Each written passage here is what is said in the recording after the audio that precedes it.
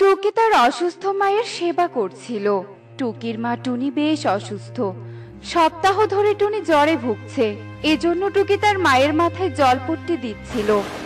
টুকি, তোর মায়ের তো অনেক জ্বর এসেছে, এক্ষুনি টুনিকে হাসপাতালে নিয়ে যেতে হবে। কিন্তু আমার কাছে যে কোনো টাকা নেই। টাকা নিয়ে এখন চিন্তা করিস না, আগে টুনিকে হাসপাতালে নিয়ে যেতে হবে, নয়তো টুনিকে বাঁচানো যাবে না। না না, আমি আমার মায়ের কিচ্ছু হতে দিব না। আমি এক্ষুনি আমার মাকে হাসপাতালে নিয়ে যাব। এরপর টুকি ঠেলাগাড়ি নিয়ে আসে আর টুনিকে ঠেলাগাড়ি করে হাসপাতালে নিয়ে যায়। তারপর ডাক্তার টুনিকে পরীক্ষা করে বলে, ভয়ের কিছু নেই, আমি কিছু ঔষধ লিখে দিচ্ছি, তুমি এক্ষুনি এই ঔষধগুলো নিয়ে এসো। এরপর টুকি প্রেসক্রিপশন নিয়ে হাসপাতালের বারান্দায় আসতেই দেখে বাইরে প্রবল বেগে ঝড় বৃষ্টি হচ্ছে। এবার কি করি? বাইরে তো অনেক ঝড় বৃষ্টি হচ্ছে, এত বৃষ্টির মাঝে যাব কি করে? একটা কাজ করি, প্রেসক্রিপশনটা পলিথিনের মধ্যে নেই, তবে আর প্রেসক্রিপশন বেচবে না। এরপর টুকি পলিথিনের মধ্যে প্রেসক্রিপশনের কাগজটা ঢুকিয়ে নেয় আর কচু পাতা মাথায় দিয়ে বৃষ্টির মধ্যে যেতে থাকে। আর টুকি বৃষ্টির মধ্যে অনেক খোঁজাখুঁজির পর একটা ঔষধের দোকান দেখতে পায়। ওই তো একটা ওষুধের দোকান, যাই গিয়ে ওষুধ নেই। কাকু কাকু, আমাকে প্রেসক্রিপশনের ওষুধগুলো দিন তো। আচ্ছা দাঁড়া, আমি সব ঔষধ দিচ্ছি। এরপর কালু সব ঔষধ প্যাকেট করে টুকিকে দেয় আর বলে, তোর 1020 টাকা হয়েছে, দে টাকা দে। টাকা? কিন্তু আমার কাছে তো কোনো টাকা নেই। টাকা নেই? তবে ওষুধ কিনতে এসেছিস কেন? দে বলছি ঔষধ। যত সব উটকো ঝামেলা, বৃষ্টির মধ্যে একে বেচা কেনা নেই, তার মধ্যে এসব ভিখারি কোথা থেকে যে আসে। কাকু, এভাবে বলো না, আমার মা খুব অসুস্থ, হাসপাতালে ভর্তি, মাকে বাঁচাতে হবে।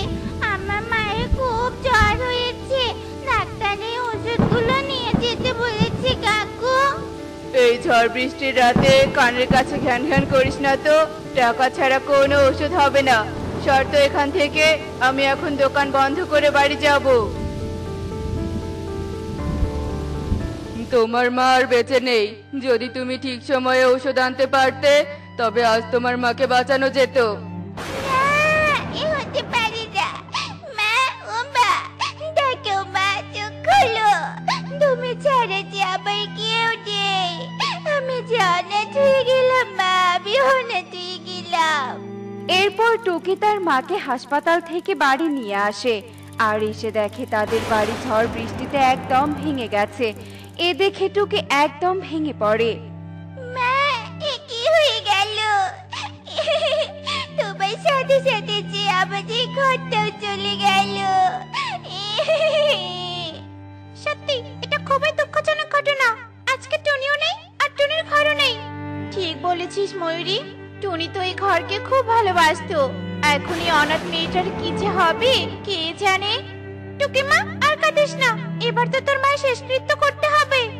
এরপর সব পাখিরা মিলে টুনির শেষ কার্য সম্পূর্ণ করে। এবার আমি কোথায় যাব?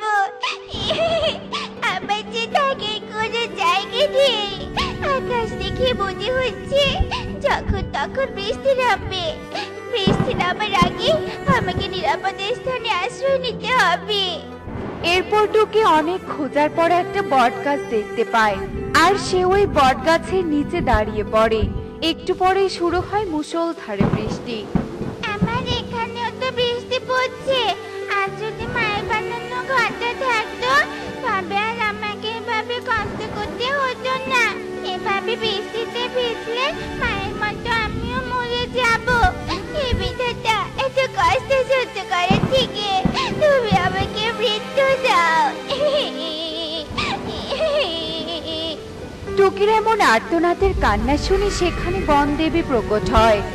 আমাকে দেখে ভয় পেও না, আমি বনদেবী।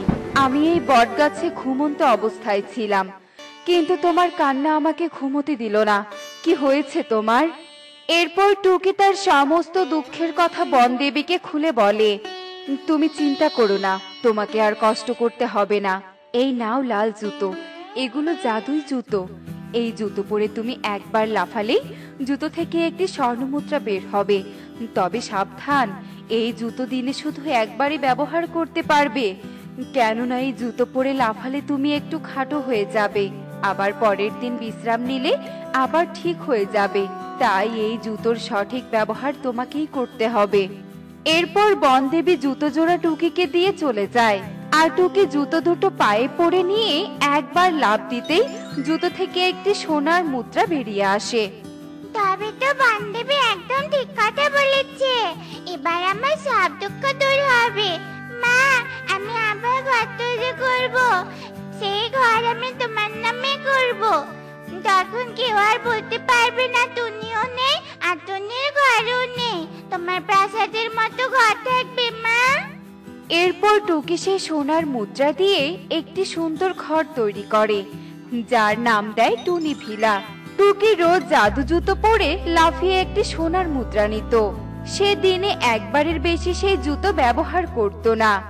আমার কাছে তো অনেকগুলো সোনার মুদ্রা হয়েছে, এবারে মুদ্রা দিয়ে আমি একটা হাসপাতাল তৈরি করব আর একটা ওষুধের দোকানও দিব, যেখানে দরিদ্র পাখিরা বিনা পয়সায় সেবা নিতে পারবে। মায়ের মতো আমি আর কাউকে মরতে দিব না। এরপর টুকি তার ভাবনা মতো কাজ করে, বনে হাসপাতালের পাশাপাশি একটি ঔষধের দোকান দেয়। টুকির ঔষধের দোকানে ঔষধের দাম কম থাকায় বনের সব পাখিরা সেখানেই ভিড় জমাতো। কালুর দোকানে কেউ যেত না। এই পিচ্চি মেয়েটা কি এমন পেলো যে রাতারাতি এত ধনী হয়ে গেল? দুদিন আগেও তো ঔষধের জন্য আমার পা ধরে কান্নাকাটি করছিল। গুপ্তধন পেয়েছে নাকি যে এত তাড়াতাড়ি এত পরিবর্তন? বনে হাসপাতাল দিয়ে ওষুধের দোকান দিয়েছে। এভাবে চলতে থাকলে তো আমি পথের ভিখারি হয়ে যাব। না না, আমাকে কিছু একটা করতেই হবে। এরপর কালু টুকির ব্যাপারে খোঁজ নিতে শুরু করে। আরে ময়ূরী দিদি, কোথায় যাচ্ছো? টুকির কাছে যাচ্ছি, আমার মেয়েটা অসুস্থ, তাই ওষুধ আনতে যাচ্ছি। ও তো দরিদ্র পাখিদের বিনা পয়সায় ওষুধ দেয়, ও বনে সব পাখির অনেক উপকার করে। কিন্তু ময়ূরী দিদি, ও এত পিচ্ছি একটা পাখি এত তাড়াতাড়ি কি করে ধনী হলো? তুমি এটা জানো না? বনদেবী খুশি হয়ে টুকিকে জাদুই জুতো দিয়েছে। ওই জাদুই জুতোর জন্য টুকির এত পরিবর্তন। চলি, আমার অনেকটা দেরি হয়ে গেছে। তবে তো ওই জাদুই জুতো আমাকে নিতেই হবে। এরপর কালু টুকির ওপর নজর রাখতে থাকে, আর একদিন জানালা দিয়ে সে সবটা দেখে নেয়। ও আচ্ছা, জুতো পরে লাফালে এই সোনার মুদ্রা পাওয়া যায়। তবে তো এই জুতো আমার চাই চাই। হা হা হা হা হা। এরপর কালু একদিন সুযোগ বুঝে টুকির জুতো জোড়া চুরি করে বাড়িতে নিয়ে যায়, আর তা পায়ে পড়ে লাফাতে শুরু করে। আর সে লোভের বশে লাফাতেই থাকে। আমাকে আরো লাফাতে হবে। 1 2 3 4, কত স্বর্ণ মুদ্রা! এবার চোখটা বন্ধ করে ফেলি। চোখ খুলে একসাথে অনেকগুলো স্বর্ণ মুদ্রা দেখলে খুব আনন্দ হবে। এই বলে কালু আবারও লাফাতে শুরু করে, আর কালু একদম খাটো হতে হতে একটা পিঁপড়ের সমান হয়ে যায়। আর সে এতই খাটো হয় যে তার সামনে স্বর্ণ মুদ্রাগুলো তার থেকেও বড় ছিল। এরপর কালু চোখ খোলে। এ কি, সবকিছু এত বড় কেন? স্বর্ণ মুদ্রাগুলো তো বিশাল। কি হচ্ছেটা কি? কালু ঘর থেকে বাহিরে বেরিয়ে আসে, তাকে দেখতে একদম পোকার মতো লাগছিল। আমার সাথে এ কি হয়ে গেল? বাড়ি গাছপালা সবকিছু তো পাহাড়ের মতো লাগছে। আমি তো একটা পিঁপড়ের থেকেও ছোট হয়ে গেছি। লোভ করে আমার এ কি হয়ে গেল? হায় হায় রে! কালু এসব বলে সামনে এগিয়ে যাচ্ছিল, আর একটা ব্যাঙ কালুকে পোকা ভেবে জিভ বের করে তাকে খেয়ে নেয়। আর জাদুই জুতো একা উড়ে উড়ে আবার টুকির বাড়িতে চলে আসে, আর টুকি এসব জানতেও পারে না। দেখলে তো বন্ধুরা, ভালো কাজের ফল সবসময় ভালো হয়, আর খারাপ কাজের ফল সবসময়ই খারাপই হয়। এজন্য বলা হয় লোভে পাপ আর পাপে সর্বনাশ।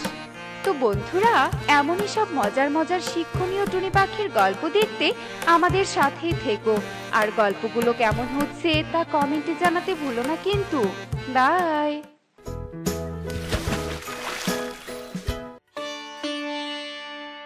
আরে টুনি যে, কি করছিস এখানে?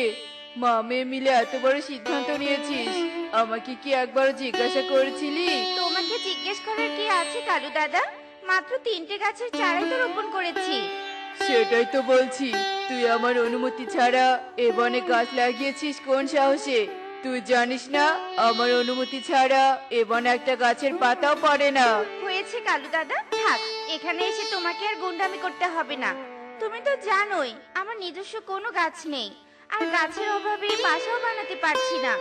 যাযাবরের মতো ছানাটাকে নিয়ে ঘুরে বেড়াচ্ছি, তাই তো গাছের চারা 3টে রোপণ করলাম। এই গাছগুলো বড় হলে এগুলোর মধ্যে শক্তপোক্ত গাছটাতে আমি বাসা বানাবো। এর মধ্যে ভুলেও তুমি হস্তক্ষেপ করতে আসবে না কালু দাদা। তোমার গুন্ডামিকে আমি ভয় পাই না। চল মা টুনটুন। এত বড় সাহস, আমার অবাধ্য হয়ে আবার আমার মুখের ওপর কথা বলে? আমি টুনিকে উচিত শিক্ষা দিব আজ। কালু কাক রাগে গজগজ করতে করতে চলে যায়, আর একটা কাঁচি নিয়ে এসে 3টে গাছের চারাই কেটে দেয়।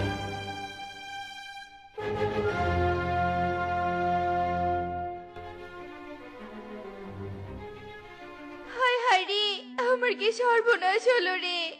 আমার একটা চারাও আর আস্ত থাকলো না রে। কে আমার গাছের চারাগুলো এভাবে কেটে ফেলেছে? কে? এখন কেমন লাগছে টুনি? তুই আমার সাথে তর্ক করেছিলি না, এবার দেখ কেমন লাগে। আমার অনুমতি না নিয়ে চারা রোপণ করার ফল এভাবেই ভোগ করতে হয়। মা, কালু কাকু আমাদের সাথে যে অন্যায় করেছে সেটাই শাস্তি কাকু নিশ্চয়ই পাবে। তুমি আর কাকুর সাথে কোনো ঝামেলা করো না মা, তবে কাকু আমাদের আরো বড় সর্বনাশ করতে দুবারও ভাববে না। তার থেকে ভালো চলো মা, আমরা এখান থেকে চলে যাই। চলো মা, চলো। টুনটুন টুনিকে নিয়ে সেখান থেকে চলে যায়, আর কালু কাক টুনির দুঃখ দেখে অট্ট হাসিতে হাসতে থাকে। উড়ি বাবারে, কি প্রচন্ড রোদ্রে পুরো শরীরটা আমার গরমে পুড়ে যাচ্ছে রে। উড়ি মারি, এই গরমে আমার বাইরে বের হওয়াটাই ভুল হয়েছে। তৃষ্ণায় আমার গলাটা ফেটে যাচ্ছে। প্রচন্ড রোদ আর গরমে অতিষ্ঠ হয়ে বান্টি কবিতর যখন উঠছিল, ঠিক তখনই সে দেখতে পায় ছোট্ট টুনটুন বড় একটা ডাবে ঠোকর দিচ্ছে। ডাবটা দেখে বান্টি কবুতরের লোভ হয়, আর বান্টি কবুতর টুনটুনের কাছে গিয়ে টুনটুনকে ধাক্কা মেরে ফেলে দেয়।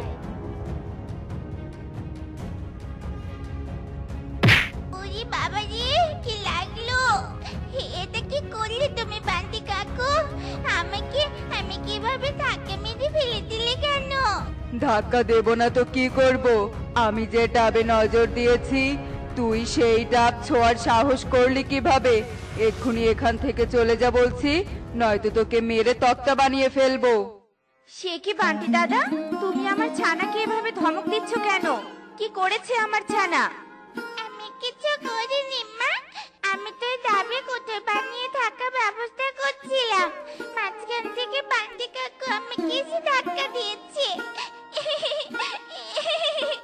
চুপ কর বদমাইশ, যে ডাব আমি খাওয়ার পরিকল্পনা করেছি, আর তুই কি না সেই ডাবে থাকার ঘর বানাতে চাইছিস? এত বড় সাহস তোর! সে কি বান্টি দাদা, তুমি এভাবে গায়ের জোর দেখাচ্ছ কেন? আমরা যাযাবরের মতো জীবন যাপন করছি, আর তুমি কি না আমাদেরকে এখান থেকে তাড়াতে চাইছো? এত অন্যায় অবিচার করো না বান্টি দাদা। অন্যায় অবিচারের কিছুই তুই দেখিসনি টুনি। তোকে তো এখন এ বন ছাড়া করিনি, এটা তো তোর ভাগ্য। তুই আমার সাথে দুর্ব্যবহার করেছিস, এখন এখান থেকে চলে যা। তোর কপালে আর কখনো আশ্রয়স্থল জুটবে না। বাহ কালু দাদা, তুমি একদম ঠিক সময়ে এসেছো, আবার আমার হয়ে কথাও বলছো। এই ডাবের ভাগ তো আমি তোমাকে নিশ্চয় দিব, তার আগে এই মা মেয়েকে এখান থেকে তাড়াতে হবে। হা হা হা হা হা। এভাবে বান্টি আর কালু কাক মিলে টুনি আর টুনটুনকে সেখান থেকে তাড়িয়ে দেয়। মা, কোথাও তো থাকার জায়গা মিলছে না। এদিকে তো বৃষ্টি এলো বলে, এবার কি তবে আমাদের বৃষ্টিতেই ভিজতে হবে? কোথাও কি আমাদের একটু মাথা গোঁজার ঠাঁই মিলবে না মা? কিছুই যে বুঝতে পারছি না রে মা। ওই শয়তান কালু তো কিছুতেই আমাদের পিছু ছাড়ছে না। আমরা যেখানে একটু থাকার ব্যবস্থা করছি সেখানে গিয়ে বাধা দিচ্ছে। তোকে নিয়েছি, এবার আমি কোথায় যাব কিছুই বুঝতে পারছি না। কেতো না মা, মন খারাপ করো না, শান্ত হও। কালু কাকু যে অন্যায় আমাদের সাথে করছে তার শাস্তি কালু কাকু নিশ্চয় পাবে। আর চেষ্টা করলে আমরাও কোথাও না কোথাও মাথা গোঁজার ঠাঁই পাবো, দেখো। ওরে বাবারে, ওরে মারে, কি লাগলো গো, কি লাগলো! ঝড় বৃষ্টিতে অন্য কারো বাসা ভাঙলো না, আমার বাসাটাকে এভাবে ভাঙতে হলো। এবার কি করব আমি? ঝড় বৃষ্টি থেকে রক্ষা পাবো কি করে? এসব চিন্তায় কালু কাক চিন্তিত হয়ে ওঠে। আরে, এই 3টা গাছের চারা তো আমি কেটে ফেলেছিলাম। কাটা অংশ থেকে কি এত ডালপাতা বের হয়েছে? যাক বাবা, এবার আমি এই গাছের নিচে আশ্রয় নিব। অতিরিক্ত ডালপাতার কারণে এই গাছের নিচে এক ফোঁটাও জল পড়ছে না। হা হা হা হা হা। হাসতে হাসতে কালু কাক 3 গাছের নিচে যায়, আর তখনই গাছ থেকে একটা ডাল ভেঙে পড়ে। ওরে বাবারে, এটা কি হলো? আর একটু হলেই তো এই ডালটা আমার গায়ে ভেঙে পড়তো। আরে, কি শুরু হলোটা কি? কোনো গাছের ডালই ভাঙছে না, অথচ এই ছোট্ট গাছটার ডাল ভেঙে পড়ছে। গাছ 3টা আমাকে মারতে চাইছে নাকি? ঠিক মারতে চাইছি না রে পাগলা, তোর বিচার করতে চাই। তুই যে অন্যায় করেছিস, 3 গাছ বিচার করে তার পাপের শাস্তি দিবে। মানেটা কি? 3 গাছের বিচার? দোহাই লাগে, তোমরা আমার কোনো ক্ষতি করো না। আমি নিজের ভুল বুঝতে পেরেছি, আমি চলে যাচ্ছি এখান থেকে। তবুও তোমরা আমাকে কোনো শাস্তি দিও না, দরকার পড়লে এক্ষুনি আমি এখান থেকে চলে যাচ্ছি। কালু কাক প্রাণের ভয়ে বৃষ্টিতে ভিজেই সেখান থেকে চলে যায়, আর বৃষ্টি থেকে রক্ষা পাওয়ার জন্য নিরাপদ স্থান খুঁজতে থাকে। ঘরটাতে অনেক ময়লা, পুরোটা দিন জুড়ে ঘরটা পরিষ্কার করছি, অথচ ঘরের ময়লা দূর করতেই পারছি না। আসতেই হলো না মা, এই বিপদের সময় আমরা যে এই পুরনো ঘরটা পেয়ে বৃষ্টির কবল থেকে রক্ষা পাচ্ছি, সেটাই তো অনেক। আমি তোমাকে কাজে সাহায্য করছি মা, দেখবে আমরা 2 মা মেয়ে মিলে ঠিকই ঘরটা পরিষ্কার করে ফেলতে পারবো, বুঝলে? আহা, এখন আবার কে এলো? তাও আবার এই পুরনো বাসায়। এখানে আশ্রয় নেওয়ার আগে আশেপাশে তো কোনো কারো বাসাও দেখতে পাইনি, তাহলে এলোটা কে? তাতে কি হয়েছে মা? এত না ভেবে দরজাটা তো খুলে দেখলেই পারো কে এসেছে। হ্যাঁ হ্যাঁ, সেটাই করছি। দেখি তো কে এলো আবার। আরে কালু দাদা, তুমি তুমি এখানেও চলে এসেছো? গুন্ডামি করতে এসেছো তাই না? ভুলে যেও না, এখন আমি আর তোমার অধীনস্থ বনে নেই।